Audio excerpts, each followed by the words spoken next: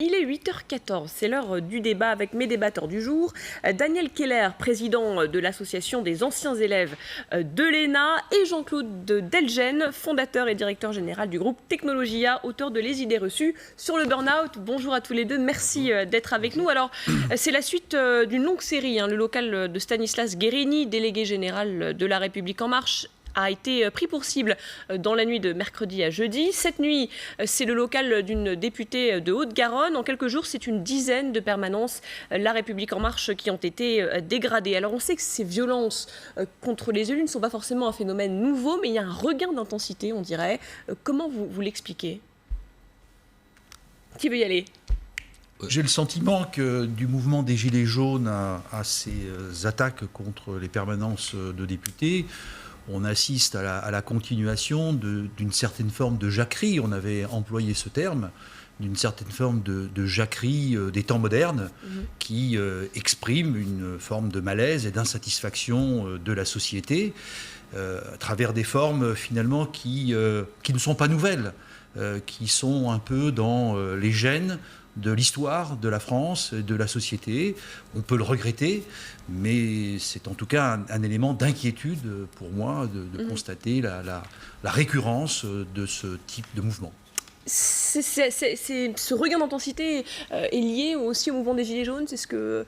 Oui, certainement. Ce qu'on peut dire, bien sûr, c'est qu'il faut condamner ces violences, mais on peut comprendre aussi qu'il y a un sentiment d'impuissance par rapport à ces personnes qui, à un moment donné, se sentant mal compris, se sentant mal considérés, se sentant laissés pour compte d'accords internationaux qui n'ont pas vraiment fait l'objet d'un débat au niveau national, s'en remettent à la violence. Donc il faut bien sûr condamner les violences, et à la fois il faut comprendre le malaise, parce que quand on voit ce qui se passe dans le pays, quand même on peut être inquiet entre les grèves, la grève qui dure au niveau des urgences, aujourd'hui les agriculteurs, donc on est dans une situation de tension permanente. Et cette tension, on ne peut pas la comprendre si on ne se met pas au niveau du pays réel. Le pays réel, on en a parlé à un moment donné, il y a quelques années, on parlait de la France d'en bas, mais il y a quand même une souffrance qui est manifeste dans ce pays, du fait que les gens ne se sentent pas compris par des politiques qui font leur carrière, qui font, je dirais, leur débat, mais qui sont quelque part un peu déphasés par rapport à ce que les citoyens attendent. Là, ce qui est quand même particulier, c'est que ces personnes-là, donc on le disait, il y a eu quelques gilets jaunes parmi ceux qui ont visé les permanences, mais c'est surtout des agriculteurs remontés contre la ratification du CETA, et ils le revendiquent. Ils disent, bah oui, on l'a fait parce qu'on n'est pas d'accord, et puis on le refera. Il y a une banalisation de la violence, ils ne se rendent pas compte des conséquences que ça peut avoir. On parlait de ce député à Perpignan qui était dans sa permanence au moment où elle a été prise pour cible quand même. Mais les Françaises et les Français sont de plus en plus inquiets. Je partage l'analyse de Jean-Claude Delgen, sont de plus en plus inquiets de vivre dans un monde dans lequel ils se sentent un peu dépossédés. On évoquait le CETA. Incontestablement, ça suscite beaucoup d'anxiété et beaucoup d'angoisse, à tort ou à raison, mais je dirais ça n'est pas le problème. Aujourd'hui, on s'aperçoit que les gouvernants ont de plus en plus de mal à répondre aux inquiétudes et ont de plus en plus de difficultés à restaurer ou consolider la confiance, ce mot de confiance qui est le fondement d'une société apaisée et qui est indispensable pour effectivement faire avancer un pays à l'unisson. Bon, voilà, on dit la société de confiance. Nous sommes aujourd'hui, plus que jamais, dans une société de défiance. Et en règle générale, la société de défiance, ça se termine dans la rue. Quel geste montrer? Par exemple, M. Macron avait lancé le grand débat. On peut imaginer, au-delà d'avoir un grand débat comme ça de temps en temps, qui dure quelques semaines, on peut imaginer, comme dans d'autres pays, discuter vraiment de grandes transformations avant de les appliquer.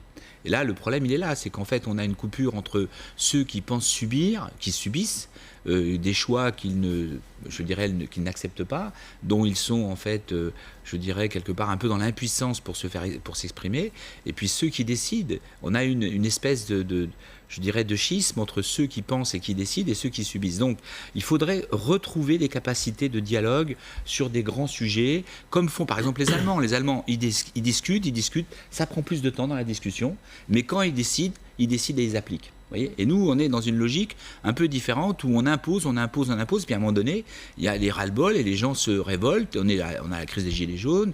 Là, on a les urgences, c'est quand même dramatique dans les hôpitaux. Moi, je travaille dans les hôpitaux, je peux vous assurer que c'est une situation qui est épouvantable et vraiment très inquiétante. Hein. Et la crise, elle dure. Alors, je dirais le pouvoir attendait l'été pour laisser pourrir, pour pouvoir laisser passer le temps avec les vacances et pour pouvoir reprendre la main. On voit que la crise, elle dure. Donc, on est dans une situation où il faut restaurer le dialogue, mais le dialogue en amont pour traiter les problèmes et pour que chacun se sente considéré. Éric. Est-ce qu'il n'y a pas, malgré tout, un rejet de la démocratie représentative qu'on voit? Parce que les dégradations de permanence de députés, les mandats, on sait tous que le mandat de député n'est pas un mandat direct, c'est pas un mandat, ils n'ont pas de compte à rendre à leurs électeurs au sens de représentation du territoire. Ils représentent la nation, le député local représente la nation. Absolument. Le vrai sujet, c'est je dirais, la fonction même de député. Moi, j'ai beaucoup de copains qui sont députés, j'en ai eu dans le passé. Bon, on voit bien qu'aujourd'hui, l'Assemblée nationale n'a plus les moyens de faire entendre une autre voix que celle qu'a décidé dans la Ve République le président. On est une situation, en fait, on avait pris le terme de député godillot, mais c'est exactement ça. Donc on a aujourd'hui des députés qui essayent de faire des propositions de loi. Regardez la difficulté qu'il y a aujourd'hui pour l'Assemblée nationale de faire proposer une loi. Il faut déjà l'inscrire. Il faut déjà que cette loi n'aggrave pas le déficit. Il faut que, je dirais, il puisse y avoir une majorité. Enfin, c'est très compliqué. Donc on voit bien qu'il y a aujourd'hui une assemblée qui ne joue pas son rôle, justement, de représentation du peuple. Et c'est un vrai sujet. Alors c'est un sujet qui me dépasse. Moi, je ne suis pas politique, mais c'est un vrai sujet parce que quand vous avez des thèmes centraux à aborder comme on les a aujourd'hui, si vous n'avez pas ce relais, y compris sur le terrain, si vous avez y compris des maires qui se mettent un peu en retrait parce que la fonction de maire est aujourd'hui très difficile, ben vous avez Paris qui décide et puis je dirais la France, parce que Paris n'est pas la France, qui subit un peu. C'est caricatural ce que je dis, mais on voit bien que c'est ça le sujet. Le sujet, c'est que vous avez de plus en plus un rejet des thèmes qui sont imposés. Alors effectivement, la démocratie représentative peut être mis en question. Il y a un mot qu'on a beaucoup entendu avec notamment l'affaire Steve, c'est le mot de transparence. Il a été martelé par Édouard Philippe, martelé encore par Christophe Castaner le lendemain. Il y a une suspicion de la part des Français actuellement, d'où ce besoin de transparence constant. La société des médias dans laquelle nous vivons et le rôle que vous jouez également à travers des émissions que vous portez collectivement, incontestablement, crée un zoom ou un effet de loupe sur les comportements des uns et des autres. Et aujourd'hui, manquer à la décence ou à la prudence devient une faute quasiment impardonnable. Donc il y a très certainement dans cette société que vous dites de la transparence, une exigence d'éthique encore plus forte que ce qui pouvait exister par le passé. Mais on va pas revenir sur les exemples qui ont défrayé l'actualité récemment. Mais quand le général de Gaulle allait pour ses besoins privés à colomber les deux églises, il payait les frais d'essence de sa poche. Donc, quand on cite le général de Gaulle, on n'est pas au Moyen Âge quand même.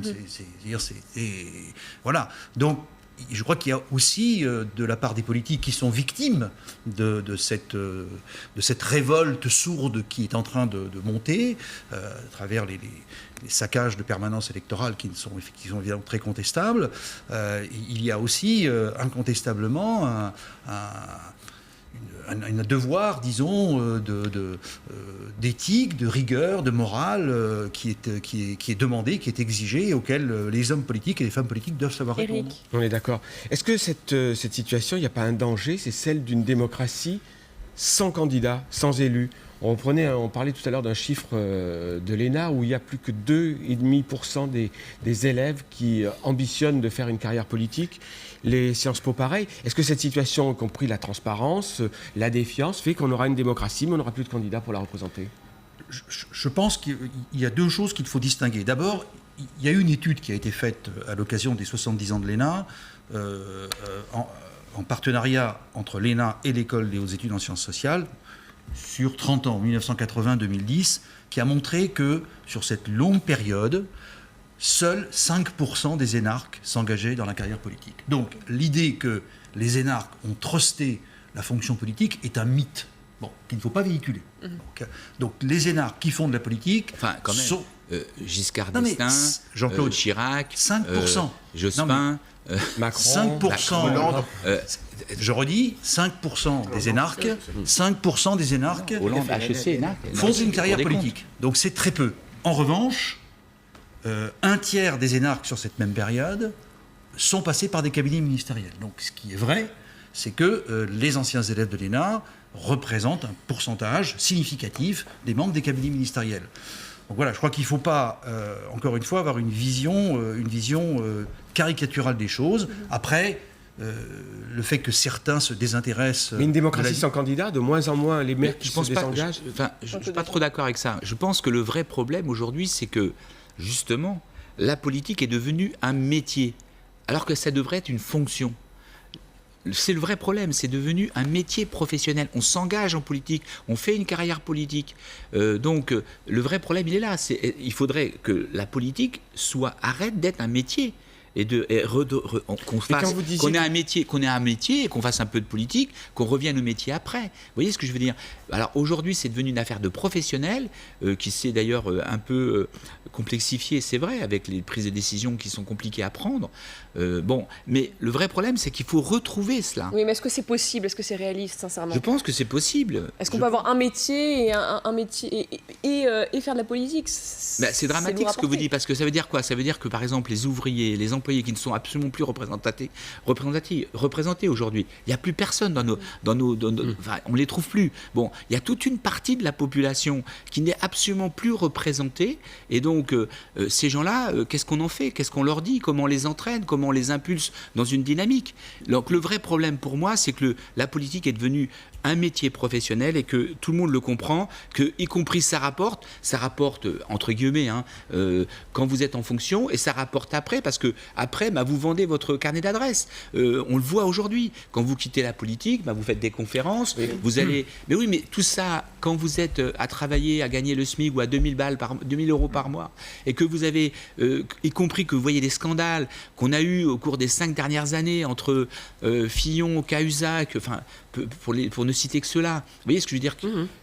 Scandale encore en cours dernièrement. Donc tout ça, les gens se disent, mais ces gens-là, on les a élus, mais qu'est-ce qu'ils font? Les élus, justement, victimes de violences, par exemple, d'attaques. Vous êtes l'un des meilleurs spécialistes en France du stress au travail. Est-ce qu'il va falloir s'occuper du suivi psychologique des élus, de les soutenir également? Mais c'est un métier très difficile. C'est un métier très difficile. Moi, j'ai un de mes amis qui était ancien ministre, qui était député de l'Aveyron.